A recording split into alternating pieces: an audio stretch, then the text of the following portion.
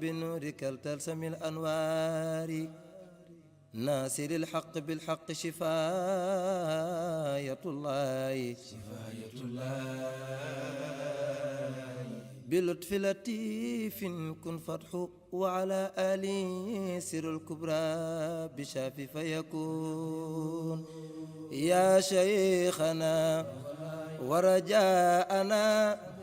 في عاجل وبآجل يا شيخنا والله ورجاءنا في عاجل برم مدينة شيخ يا شيخنا ورجاءنا في عاجل وبآجل يا شيخنا ورجاءنا في عاجل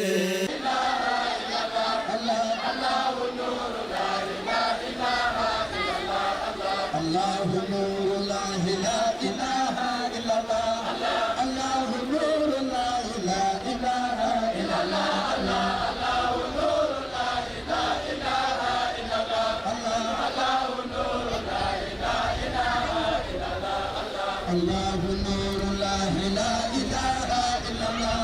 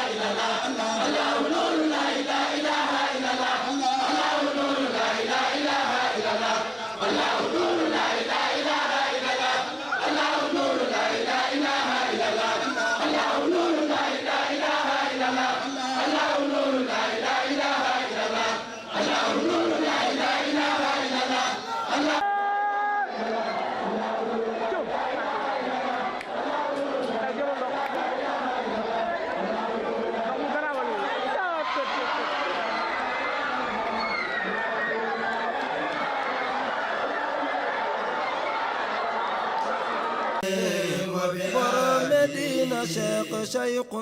جليل لمواهب سهل التناول بل علي يا شيخنا ورجاءنا في عاجل مدينة شيخ قطب على فلك العلا بدر الدجى لمماثل شيخ دودنا يا شيخنا ورجاءنا في عاجل وبآجل سن لخيتك وتود الولا يتشامخ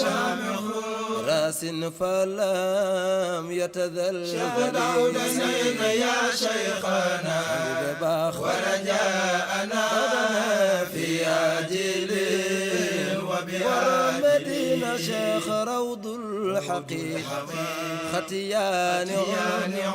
فيها ثمار لآكلين يا شيخنا ورجاءنا في عاجل وبآجل سن لخيتك وفحلوا طريق الرحمن الرحيم السلام عليكم assalamu aleykum wa rahmatullah taala wa barakatuh musidɓe tedduɓe keɗotoɓe Medina Cheikh TV Pulaar on calminama on juurama no woni hande men gartirani en ɗo yewtere nde ganduɗa ko den kilifa o sanga meɗen o ya imamul mahdi muntaza alayhi salam waɗanen ɗen ɗo en e Cambérène terrain Nations Unies musidɓe imamul mahdi muntaza alayhi salam caggal nde mo addi salamu makko o e ɓurɗo e tagore nde nelaɗo meɗen Muhammad sallallahu alaihi wasallam o salmini o juuri o heɗintini almudagal makko o heɗintini tarbiya makko o e sera mawlaya Cheikh Ahmad Tidiane Chérif radiallahu taala anhu nde o fuɗɗi o wi mawɗo Diouf ndesan yo hettin nde kanko imamul mahdi muntaza alayhi salam watta yewtere e nder gammo watta yewtere e conférence par ce que mo wi so tawede ko gammo o yewtere ko haalane laaɗo meɗen Muhammad sallallahu alaihi wasallam mais so tawede ko conférence o yahara o haalta ko kullem mawlana cheikh radiallahu taala anhu o haalta kadi ko kulle ruhuji kon nak wayal ma innal manaaji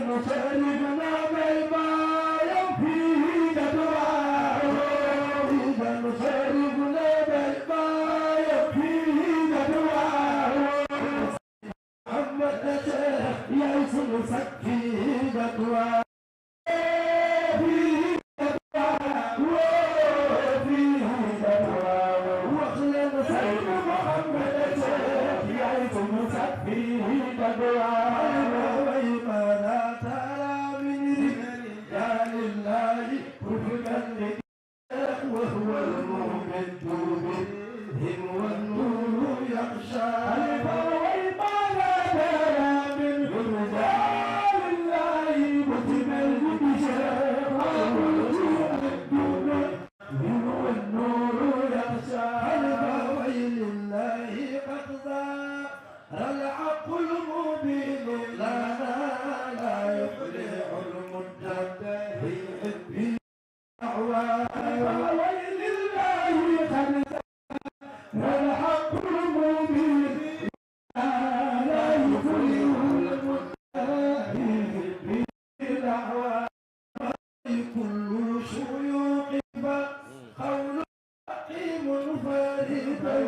من حضرة الغيب إن رب أعلى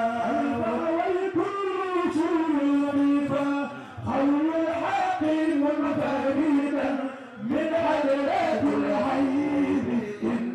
رب أعلى الغوين ورداء العباس لا ترجع سيد محمد أنشأ جلال جلاله جلاله قايل الإسلام الغوين الورداء والعباس لا ترجع سيد محمد أنشأ جلال جلاله جلاله قايل الإسلام الغوين معناه بحر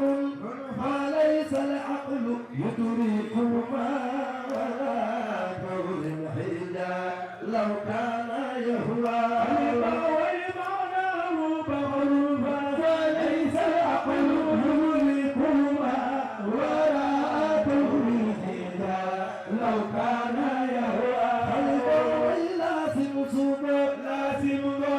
كدفني كشخص آدمي فضل لازم صوبه لازم كدفني كشخص آدمي فضل لازم صوبه لازم كدفني كتاري بيشان يلا منهوى في دنيا وأخرى الغوي صوبه لازم كدفني كتاري بيشان يلا منهوى في دنيا وأخرى الغوي أكرم به تلا كدفني كشخص سعادتي فجأة أكرم به تلا كيفاً كيفي خمل أين والعلامة بنتي بمعنى الغوي أكرم به تلا كيفاً كيفي خمل أين والعلامة بنتي بمعنى الغوي أنا عبيدك عند الباب يقرأ وليس يعلم إلا أنت من عالم الغوي أنا عبيدك عند الباب يخلص وليس يعلم إلا أنت من عالم إن المعلى أعلى في المياسير كيف ما جاءنا قدر به وأبشى الغوي عبيدك عند الباب يقرأ وليس يعلم إلا أنت من عالم ثم الصلاة وتسليم الإله على خير البرية حقا مع تعيان الغوي ثم صلاة وتسليم الإله على خير البرية حقا مع تعيان الغوي وآله وعلى والنهى والكل يخشى الغوي وآله وعلى أصحابه الفضلاء والنهى والكل يخشى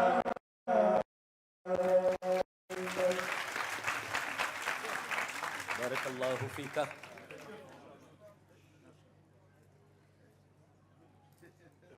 boo gisee ma wax nga dugal ma dama bëgg wane ñu wax ci Mawlaay Cheikh Chérif ñan la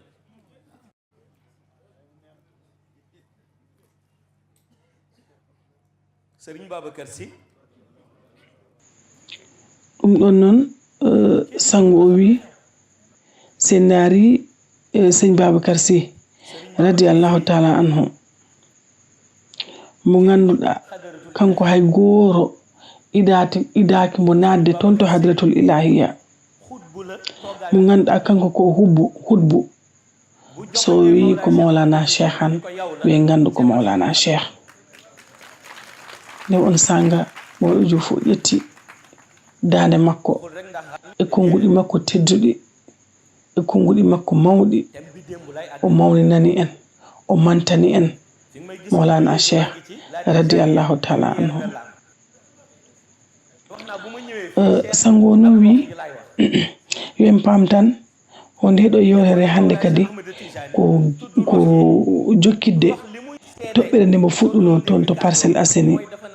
terrain Akapes ɗum woni La Tijaniya lumière de l'âme. So wi La Tijaniya lumière de l'âme o wi Mawlana Cheikh radiyallahu ta'ala anhu ko kanko jogi spécialité fewnugo ruhuji mo wiyo hande si a haali haala Mawlana Cheikh tan ruhuji ɗi belto ɗi mbiya a haali haala sehel amen par ce que ruhuji ɗi woodi ko ɗi cohliri Mawlana Cheikh radiyallahu ta'ala anhu ko ɗi cohliri Mawlana Cheikh radiyallahu ta'ala anhu c'est parce que ko Mawlana Cheikh jogi ko ganduɗa hande ko ɗum wurnata ruhuji ɗi annoram wurno ruhuji ɗi o ko on Mawlana Cheikh jogi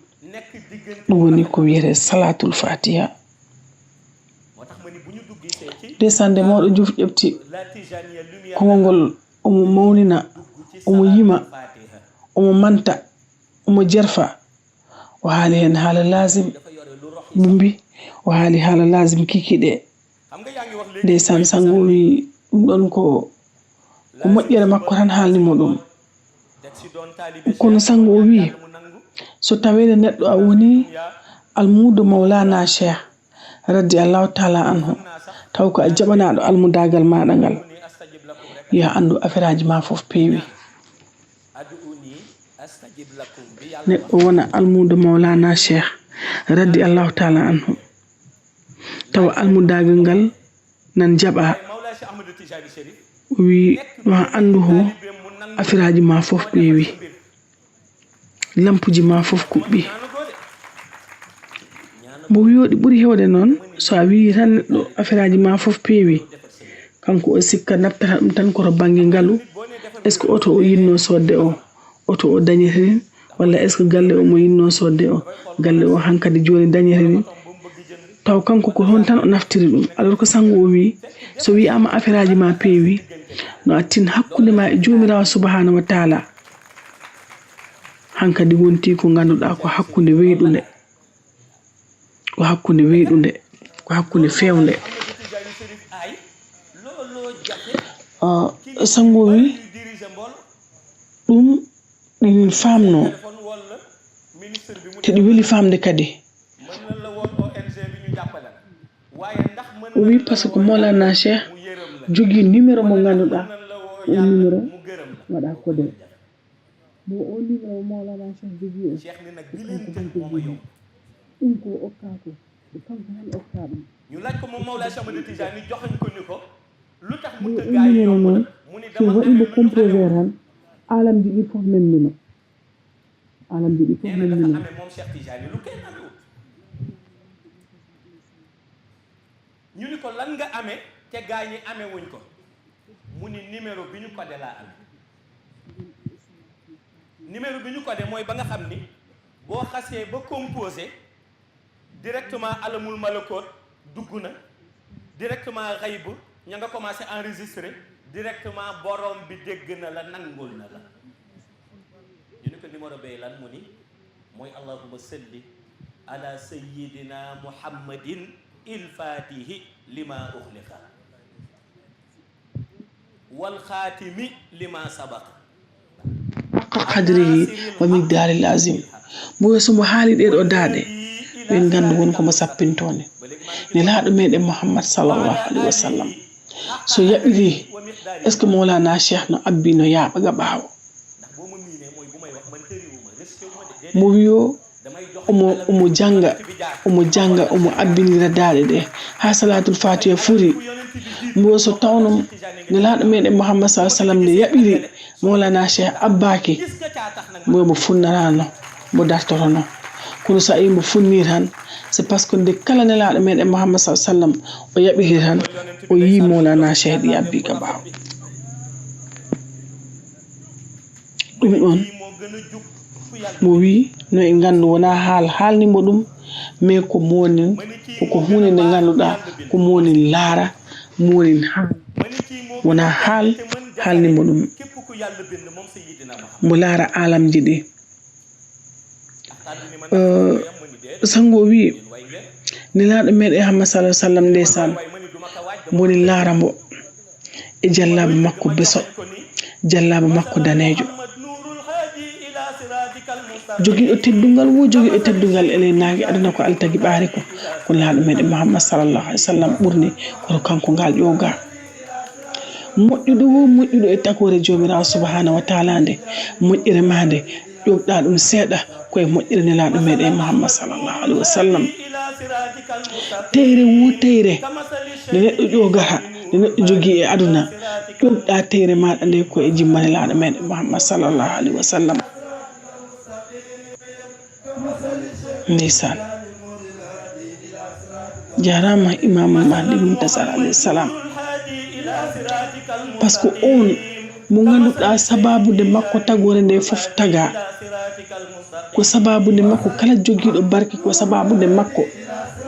kala jogiiɗo annora ko e sababude makko sango ƴeesidade ndeysaan o wi masalal Muhammad nurul hati ila siratikal mustaqim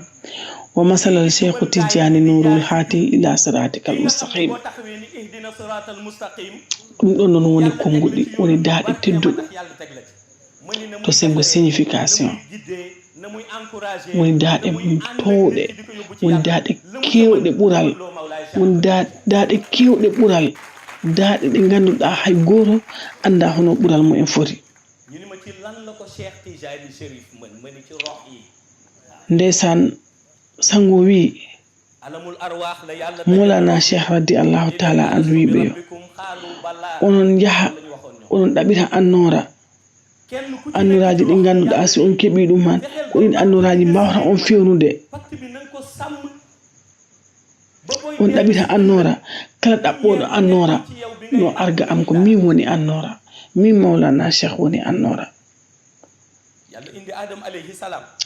sabu mo wi ndeysaan nde ruhuji ɗi ndenti fof toon to wiyete alamul arwah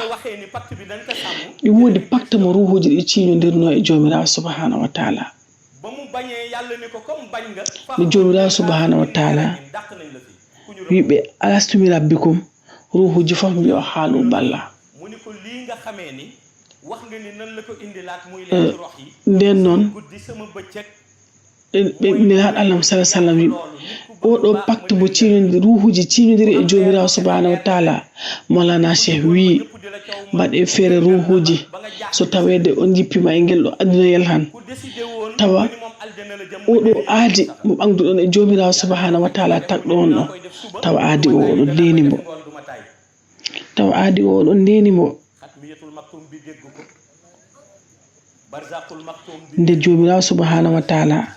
tagi Adam alayhi salam Iblis wiya yo sujjo Iblis wi o sujjata malaikoji fof sujji Iblis wi o sujjata Iblis riwa nde Iblis riwa noon wi jomirawo subhanahu wa taala mi wondi kala mbiɗo ɗi yaharo ma mbiɗo ɗi feewa mbiɗo ɗi hucca e an jomirawo subhanahu wa taala tagɗo ɗum mi ittanmo e ngol laawol peewal mi wattanmo e laawol niɓɓere mi waɗat ɗum bimbi mi waɗat ɗum kikiɗe kala mo pewnuɗon mi itta ɗum e laawol peewal mi atta ɗum e laawol niɓɓere wona bimbi wona kikiɗe mi aadima ɗum nde wonno noon Mawlana Cheikh radiyallahu taala anhu taw ɗin hetto yewtere nde o wi nelaɗo Muhammad sallallahu alaihi wasallam mi wondi mi ɓangi pellital mi ɓangi garanti mo gananta kala mo Iblisa yakki bimbi mi fewnat ɗum kikiɗe mi Mawlana Cheikh kala mbo iblisa yakke kikiɗe mami fewnu ɗum bimbi min Mawlana Cheikh pewniranmi ɗum ko lazim bimbi lazim kikiɗe pewniranmi ɗum ko wasifa bimbi ko wasifa kikiɗe pewniranmi ɗum si ɗum ɗo waɗama ha yontere nde timmi han min mbaɗa ko wiyete hadratul juma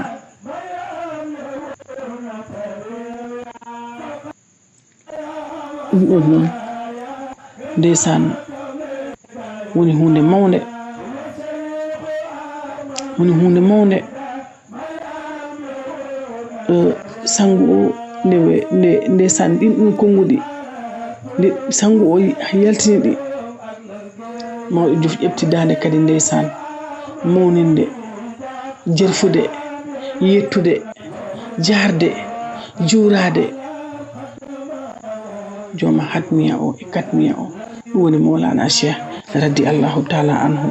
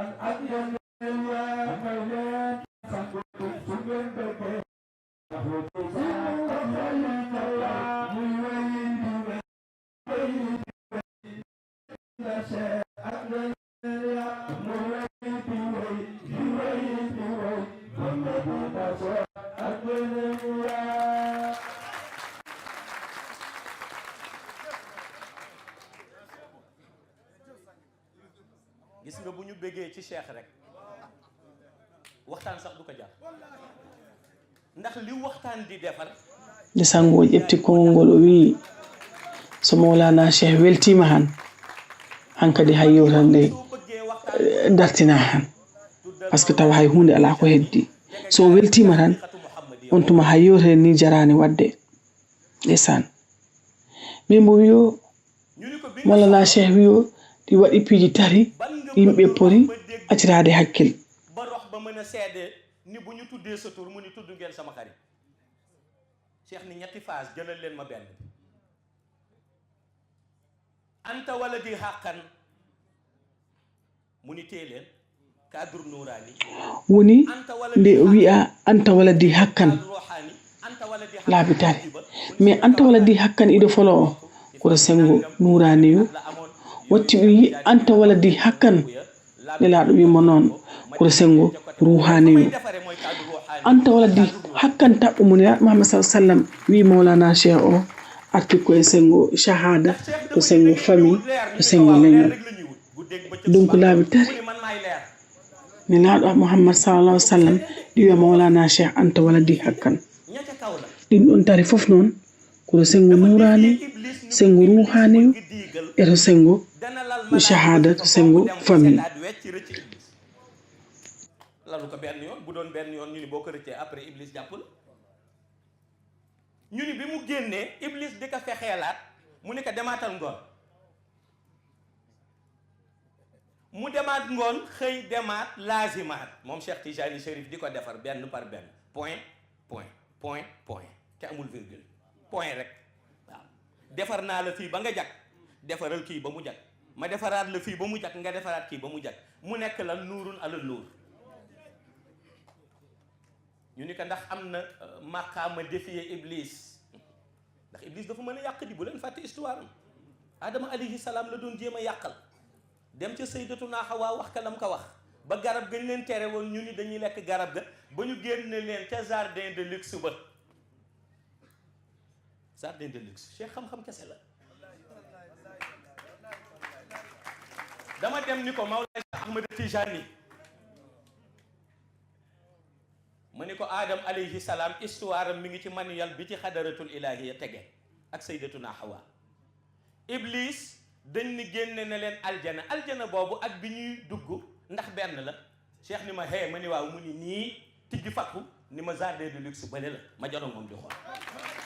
moom miinul naan la nii ak nee ngay xalaat daf lay wan loolu la miin moo tax bi rox yi ne dañuy wër ñi leen gindi bëgg ngeen déglu ñi gindi hande sango wi musibe ne ruhuji ɗi gimmi ɓenin ɗaɓɓoya dannoɗo ɗumen danno ruhuji ɗi bone Iblis mbo wi to araboɓe rombo adda ɗiɗo biyeteɗo Mouhamadoul Haali ruhuji ɗi gimmi yahiro Mouhamadoul Haali mbi ɗum minen jiɗi dandede bone Iblis Mouhamadoul Haali wiɗi jehen noon ƴewtoyen sabu won mbawɗo ɗum wadde ɓe jahi noon ɓe jiili ha ɓe jottoyi e dulare nde gandanta gorko nan ɗon jooɗi no ɓorni manteau rouge woni manteau boɗejo no pamirten Mouhamadoul Haali sappini gorko o wi ruhuji ɗi oɗo jooɗiɗo ɗo o wawi fewnude ruhuji ɗi ko wawi on fewnude wawi on dannude Iblis ha hande ruhuji ɗi mbimen kattaɗo de ko mata men ɗaɓira ha joni ruhuji ɗi jahi toon to Aliou Harachim jotti mbi minen de min gari dandede min gari wallede beele minen daɗa bone Iblis Mouhamadoul Haali wi ɗumen eyi ay oɗo jooɗiɗo ɗo o ko wiyete Mawlana Cheikh Tidiane Chérif radiallahu taala anhu ko on wawi on dandude ruhuji ɗi ha hande eɓe ɗaɓɓatan ha hande ko dandi ɗumen ɓe jahi joni noon ɓe gari ga Afrique noire ɓe jiili ha ɓe kawroyi Alhaji Omar Foutiyou Tall ruhuji ɗi mbi minen nde min gari ɗaɓɓude dannowo min gari ɗaɓɓude mbaɗoɗo sauvé bone Iblis te yimɓe piw hande nder Afrique noire ɗin gandi ho Cheikh Alhaji Omar sano haala neɗɗo Allah innimo tan pi wiyata ko eyi o wi ɓe wadde jehen ɓe jehi ɓe jiili ha ɓe jotti e nokku mo ganduɗa ɓe tawi ɗon gorko o nan jooɗi Cheikh Alhaji Omar wi ɓe oɗo gorko ko o wiyete Mawlana Cheikh Tidiane Chérif radiallahu taala anhu ko on wawi dandude ruhuji ɗi ha hande e mbiyo men gaynani nde koma kontinen yaadu ɗo ruhuji ɗi kadi jalti ɗi jehi e tawoyi Alhaji Malick Sy radiallahu taala anhu ɗi mbi mawɗo minen min gari ko ɗaɓɓude dandede e bone Iblis mawɗo wi ɗumen eyi ɓe jehi noon ɓe jehi mawɗo sappiniɓe jooma manteau rouge o wi ɗumen ko oɗo wawi dandude o wiyete Mawlana Cheikh Tidiane Chérif radiallahu taala anhu ruhuji ɗi continue koy ɗi jahi ɗi jiili ha ɗi kawri e Baye min de min jiɗi dandoɗo bone iblis mbaɗa ɗo amen sauvé bawiɓe he ko o wiyete Cheikh Tidiane Chérif ko o wawi on dandude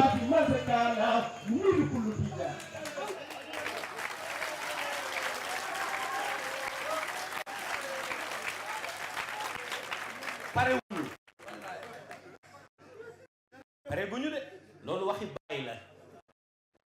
waaja lay wane ñu jóge ca rox ya àndaat fekk ku toog ci place mot que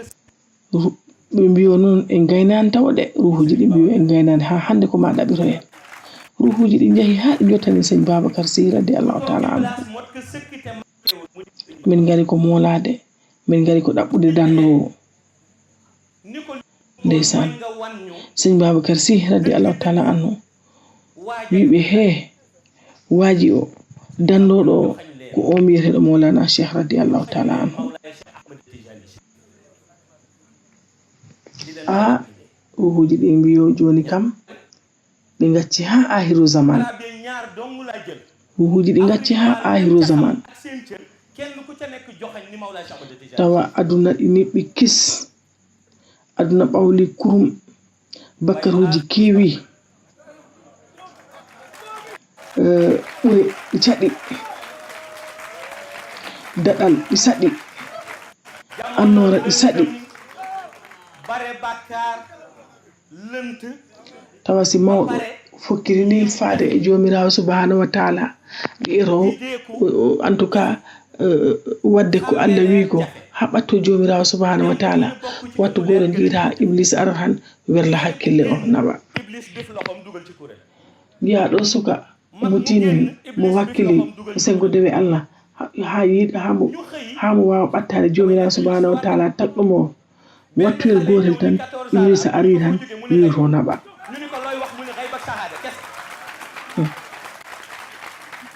nde sanga tan ndeysan suka walla mbiyen cukalel kemgel duuɓi 14 yalti cukalel ngel yalti wiya andu gummorɗa min ko hayba e shahada min woni hayba e shahada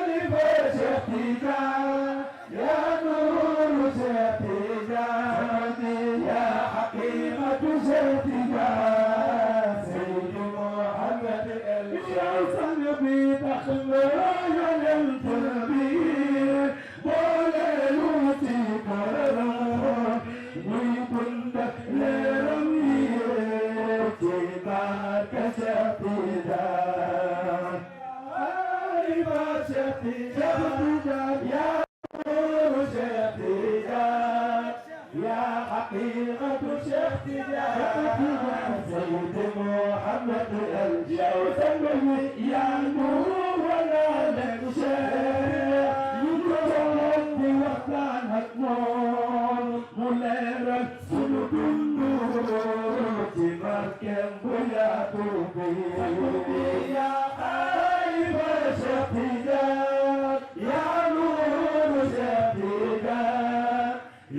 حقيقة شخصية سيد محمد يوصل بي إلى رؤاتنا تبارك شخصي المهدي إلى رؤاتنا ngir wi ko min woni مولانا سيدي محمد الشيخ خليفة الشيخ تيجان شريف رضي الله تعالى عنه كم يكون نور مولانا شيخ كم يكون حقيقة مولانا شيخ رضي الله تعالى عنه on suka on addi hali hala uluhiyya zati uluhiyyatu zati on hali hala mun hali detaji di fof fusi uluhiyyatu zati ha nalbe dum be mbawi hen hoccude goddum on suka won addi bastul khuluf o haali kala ko soomi e nder bastul khuluf hakkibdo en ko hocci hen seeda o haadan don de kadi o addi hayul mandud o beedi hen hisbul aklas suka yon parani de o addi leydele jeedidi de so wi amana leydele jeedidi bo yo wonano en damino ko de do leydele de ganduden de ala wona de leydele de ganduden ko leydele godde jomirawo subhanahu wa ta'ala tagi won e mo subi e tagore mum be mo andini den bo yo ko dum woni janibul kawni on non suka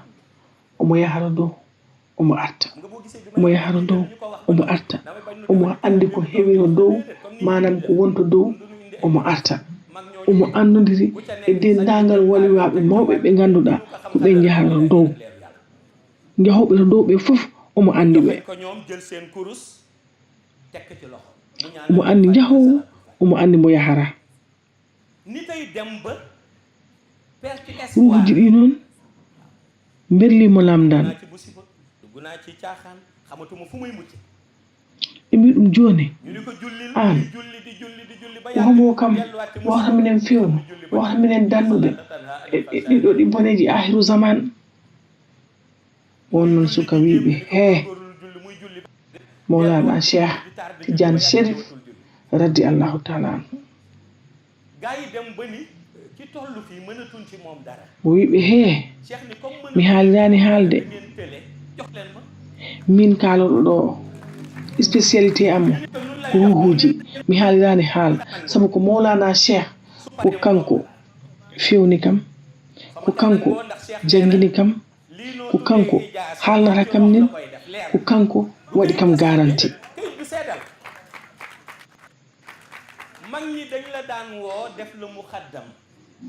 mo yo tesko den cadre mo lebatanin do kanko sango wala sango cadre ruhani tande wala sango to sango ruhu kalodo ala bo ko ruhu jogido manam tindo ko yewtare ko ruhu tindo ko yewtare nin ko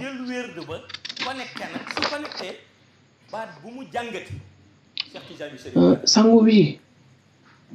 kay mo halata e bawo preuve manam mo halata e bawo misal mo haali fu ko mo haali dini wodi mo jogani dum misal Maulana Cheikh bu yo Maulana Cheikh si okki neddo wirdu ha ganda an wirdu ma o jabama no andu an adadi sabu an kala ko nyaagida no andu ko jabere mu yo kala njaadodo e am njaadodo e am jabanaado ko madammi ko no andu an duha ma o yantaro leydi sango yodi halanno hala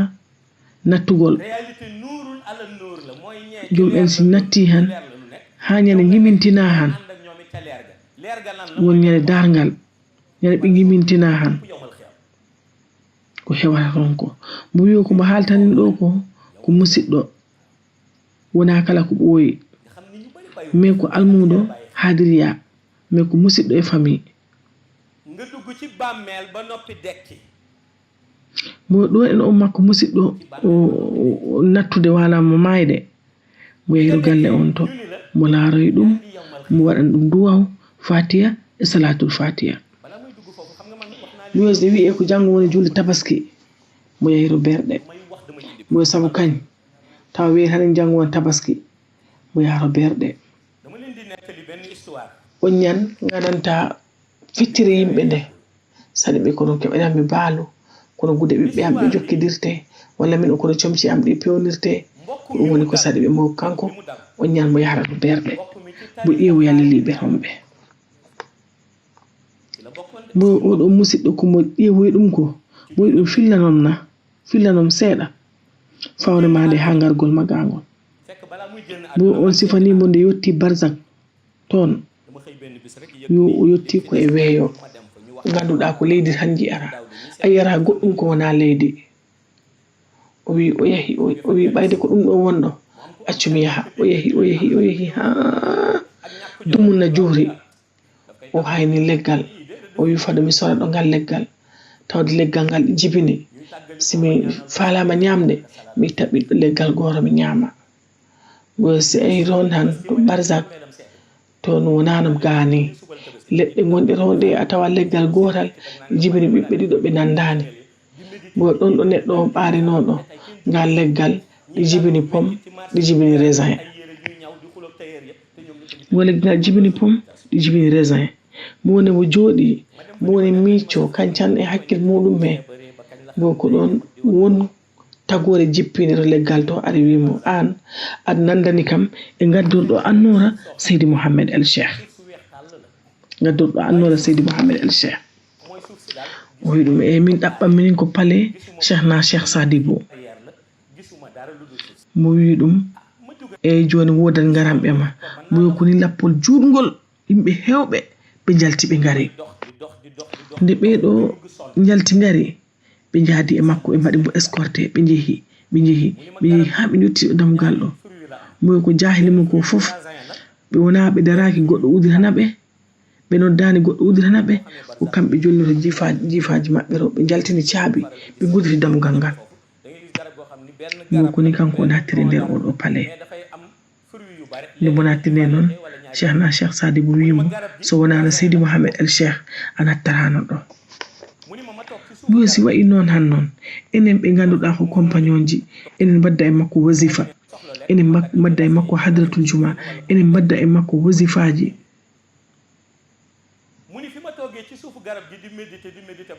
mo wiyo ya malki yawman won ñande dargal mo piji ɗin toon ɗin jari ajir haade hakkil mo yo niɓɓere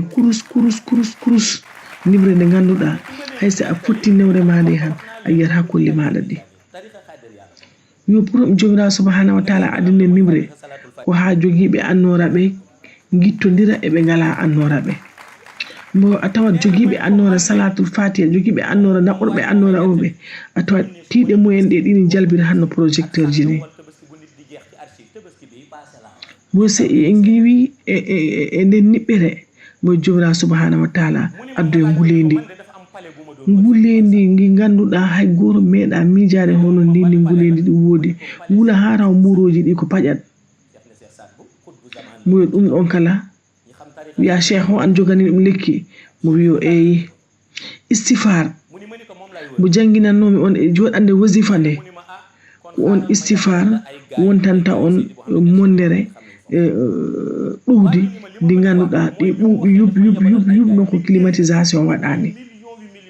taw woɓɓe ɗi ngula ha buroji mumen ɗi gila mais an mbaɗanoɗo o istifar e joɗande wasifa o an atinata ɗum okkama ɓuuɓol sango o wiyo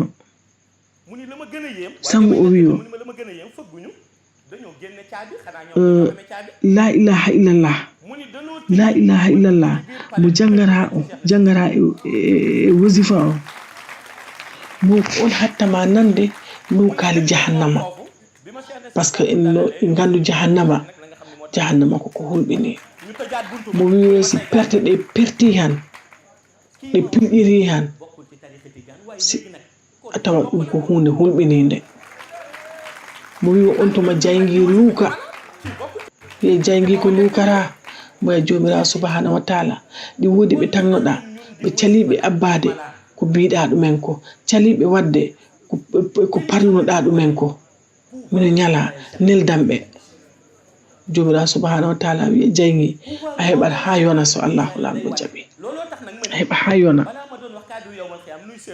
mo yo noon jangannoɓe wiya cheikh an jogani ɗum feere mo jangannoɓe la ilaha illallah e malano wasifa ɓe ɓen ko luukali urul ayneji ɗi to aljannaji to ɓe nanata tawa aljannaji ɗi urul ayneji ɗi luukaɓe he onon ngare ko ɗum ɓe nanata sango o wi nenaɗo meɗen Muhammad sallallahu alaihi wasallam place mun o honto aljannaji to place mun o wiyete wasila mo to on place ta bangal diña boisson ji diña kono mbo wiyo hakke nema o ko weli ton ko atawa ko kuɓer boisson o ɓuri welde boisson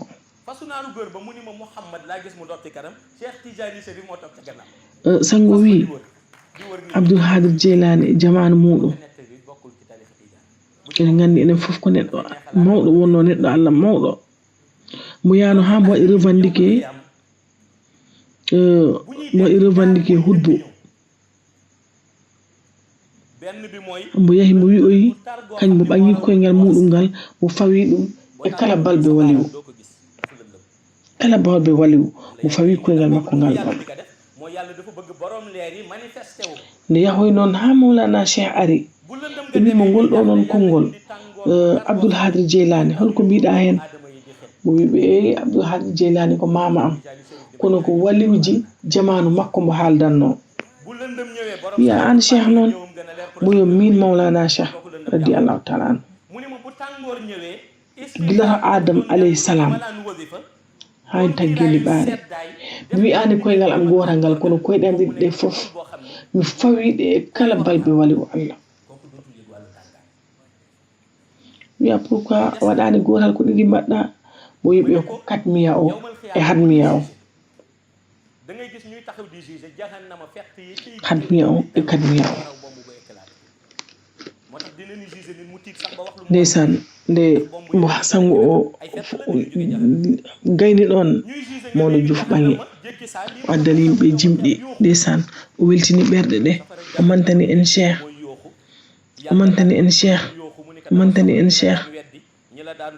ha ɓerɗe ɗe ɓuuɓi nde o gayni tan ndeysan sango o wi mo eyi Mawlana Cheikh wi kam joni ɗo joɗande ɗo moyo hayyota nde gasi hen saabu gonɓe ɗo ɓe fof mi fewniɓe kala ko ari ɗo a fewnama ha paari machallah mo wiyo eyi kono mbiɗa ñaguima ya seydi ya mawlaya okoram ha mi funniro ko pokkintimmi ko mo wiyo ahiru zaman wodoyade neɗɗo mo ganduɗa garɗo mo ganduɗa jomirawo subhanahu wa taala o okkama ko heewi o okkama ko yaaji o okkama ko mawni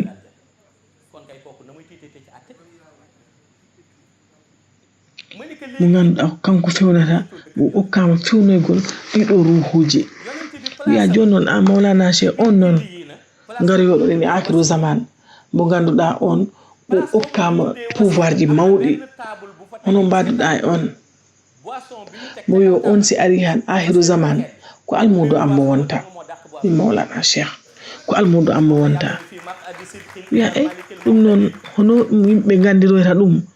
Mawlana Cheikh radiyallahu taala an wiɓe ko kanko haalanoyta ɗum hoore makko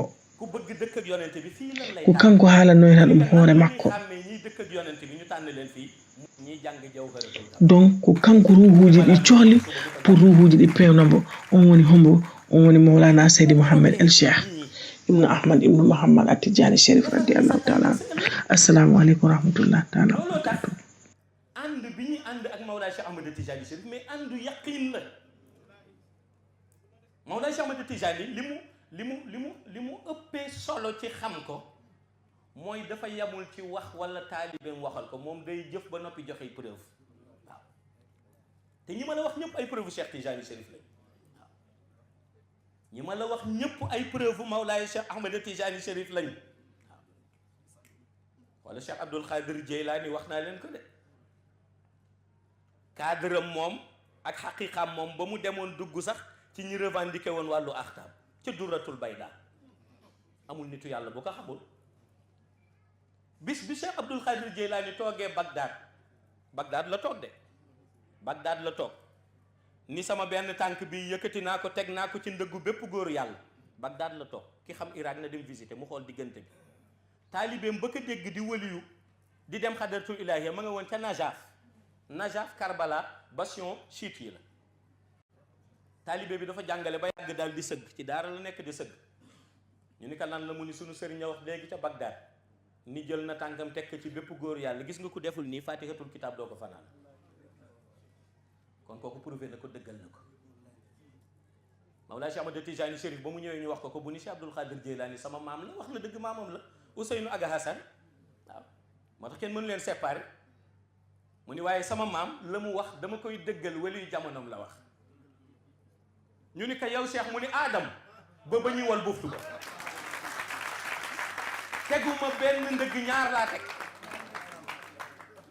ñu ni ko luy preuve ñaar yi ndax kese la mu ni déedéet dóor naa leen xat mi ya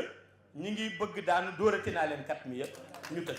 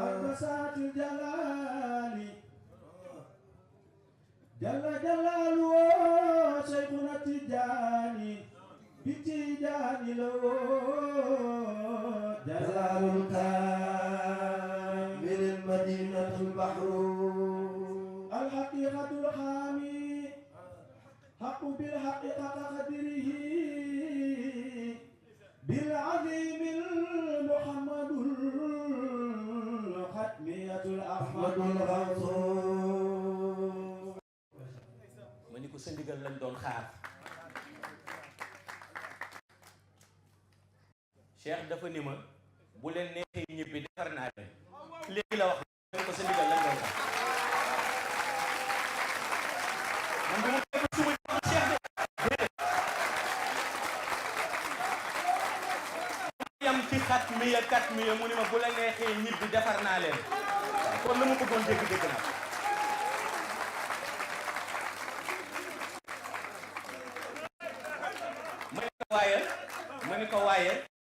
ma ni ko yaa sayyidi yaa mawlaaya may ma sarax ma daaneel fa ma doon waxe soogay ñaan ndax ñaan nga ba pare ñaan amatul fa may daaneelee mooy bi mu waxee ba ñoo wal buftu ba dañ ko interpellé moom Cheikh Tijani Chérif dañ ko interpellé ni ko ah yaa ngi wax ba ñoo buftu ba de mbaa fàtte nga la ñoo wax mbaa xool nga téere mbaa gis nga axiru zaman am na personnage bay ñëw nu du koy tuddee imam al mahdil muntazar yàlla jël na bépp secret jox nooy dafa kooku cheikh ni leen sama taalibe lay doon ñu ni ko lan moo koy prouvé mu ni moo koy waxal bopp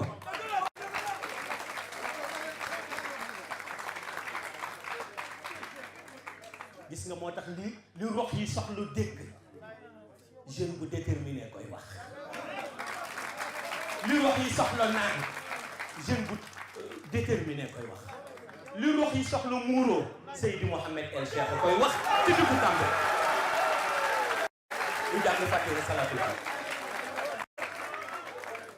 أعوذ بالله من الشيطان الرجيم بسم الله الرحمن الرحيم الحمد لله رب العالمين الرحمن الرحيم مالك يوم الدين إياك نعبد وإياك نستعين إياك نعبد وإياك نستعين إياك نعبد وإياك نستعين اهدنا الصراط المستقيم صراط الذين أنعمت عليهم خير المغضوب عليهم ولا الضالين آمين اللهم صل على سيدنا محمد الفاتح لما أغلق والقاتم لما سبق ناصر الحق بالحق والهادي إلى صراطك المستقيم وعلى آله حق قدره ومقداره العظيم سبحان ربك رب العزة عما يصفون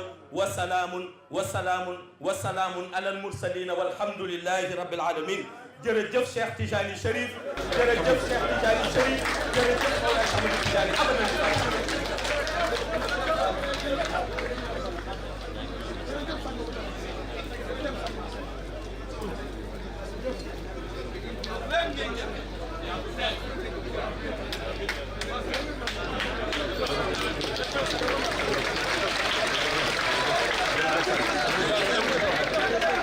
xanaa léegi nga ko wax